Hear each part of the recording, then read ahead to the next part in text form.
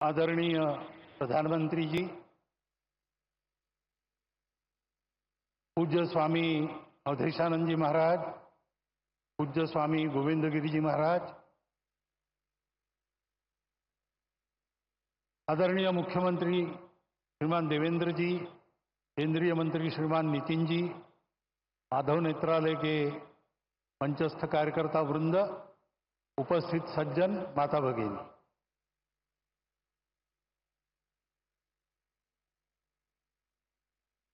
आज योग है। डॉक्टर साहब का जन्मदिन, वर्ष प्रतिपदा का सुमुहूर्त, डॉक्टर साहब जन्मे वो रविवार ही था। उनके बाद जिन्होंने संघ की बागडोर संभाली, पूजनीय श्री गुरु जी, उनके नाम का प्रकल्प और प्रधानमंत्री जी का यहां पर उपस्थित होना, ये सारे शुभयोग यहां पर एकत्रित है। और ये सारे शुभयोग एकत्रित होते हैं तो उसके लिए तपस्या करनी पड़ती है। माधव नेत्रालय के कार्यकर्ताओं की गत अनेक वर्षों की तपस्या के हम सभी साक्षी हैं। तपस्या से पुण्य अर्जित होता है, पुण्य से फल मिलता है, लेकिन वो फल अपने लिए न रखते हुए उसका विनियोग भी लोक कल्याण के लिए ही करना, इस वृत्ति से वो तपस्या आगे चलती है और वैसी ही चल रही है। क्योंकि इसके पीछे जो प्रेरणा है वो प्रेरणा संघ विचार की प्रेरणा है।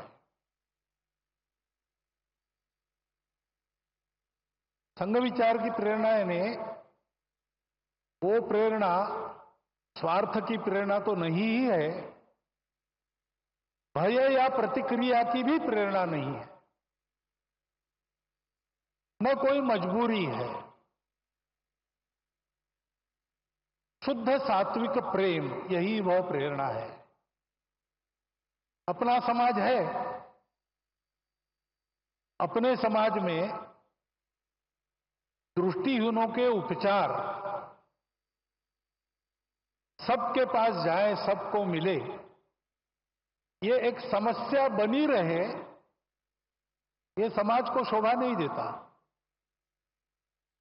ये समाज मेरा है, इसलिए मेरा जो भी सामर्थ्य है वो लेके मैं इस समस्या के लिए जो कुछ कर सकता हूं करूंगा, करते रहूंगा, प्रामाणिकता से, निस्वार्थ बुद्धि से, तन मन धन पूर्वक। सब क्षेत्रों में संघ के स्वयंसेवक जो कार्यरत है, इसी प्रेरणा से कार्यरत है। रामटेक की यात्रा में 1926 में यात्रा के सुव्यवस्थापन के लिए स्वयंसेवकों ने जो काम किया, वह भी इसी प्रेरणा से किया। और आज इतने सारे क्षेत्रों में सेवा चल रही है,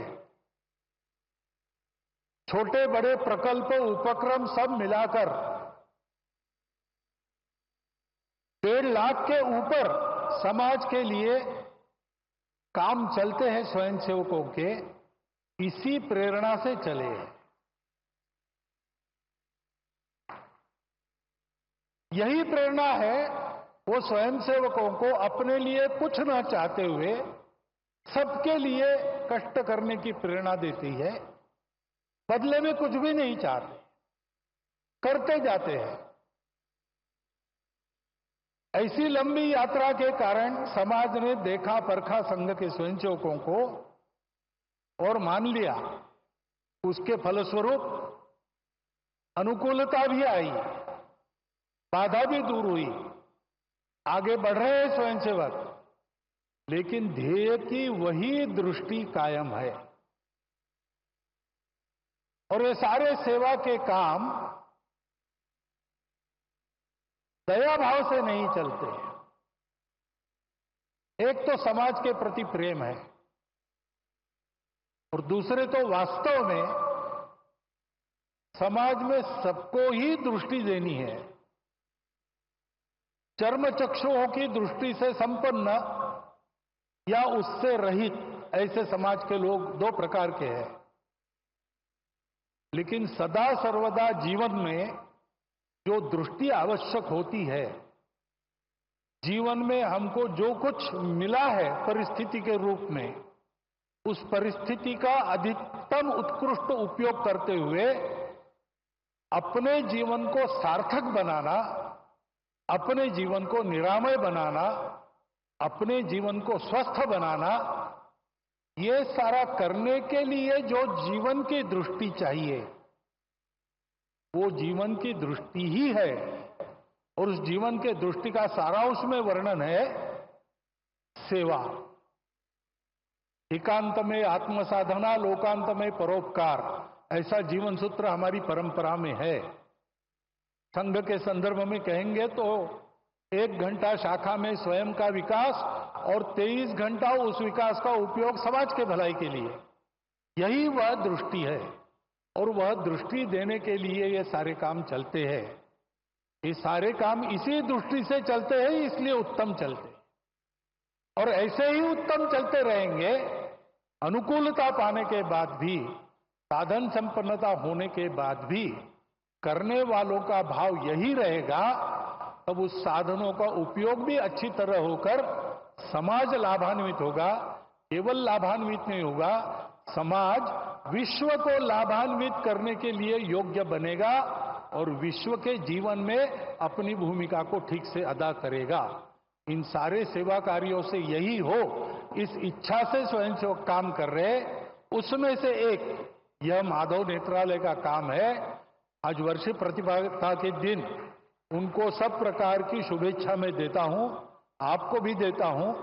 और आपके और माननीय प्रधानमंत्री जी के बीच ज्यादा खड़ा न रहते हुए, क्योंकि उनको सुनने की आज मुझे भी उत्सुकता है, मैं मेरे शब्द को विराम देता हूं।